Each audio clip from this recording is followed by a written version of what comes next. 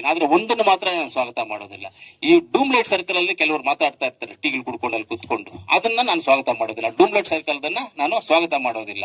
ಅಲ್ಲಿ ಕೇಳಿರುವಂತವರು ನಮ್ಮ X MP ಮುನ್ಸಾಮಣ್ಣವರಾಗ್ಬೋದು, ಅದೇ ನಮ್ಮ ಬಿಜೆಪಿ ಅಧ್ಯಕ್ಷ ಅಂತ ಚಲಪತಿ ಅವರಾಗ್ಬೋದು, ಇನ್ನ ಯಾರಿಗನ ಇವಾಗ ನಾನು XMP ಅವರಿಗೆ ಬಿಜೆಪಿ ಚಲಪತಿ ಅವರಿಗೆ ಈ ದಾಖಲೆಗಳನ್ನೆಲ್ಲ ಅವರಿಗೆ ರಿಜಿಸ್ಟರ್ ಪೋಸ್ಟ್ ಮುಖಾಂತರ ಮುರಳಿ ಅವರು ನಮ್ಮ ಬ್ಲಾಕ್ ಅಧ್ಯಕ್ಷರು ಇಬ್ರು ಸೇರಿ ಕಳ್ಸಿಕೊಡ್ತಾರೆ ರಿಜಿಸ್ಟರ್ ಪೋಸ್ಟ್ ಮುಖಾಂತರ.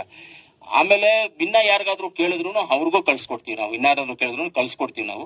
ಕೆಲವರು ಬೇಕಂದ್ರೆ ಬೈ ಹ್ಯಾಂಡ್ ಕೊಡ್ಬೇಕು ಅಂದ್ರೆ ನಾನೇ ತಗೊಂಡೋಗಿ ಬೈ ಹ್ಯಾಂಡ್ ಅವ್ರಿಗೆ ಕೊಟ್ಬಿಟ್ಟು ಬರ್ತೀನಿ.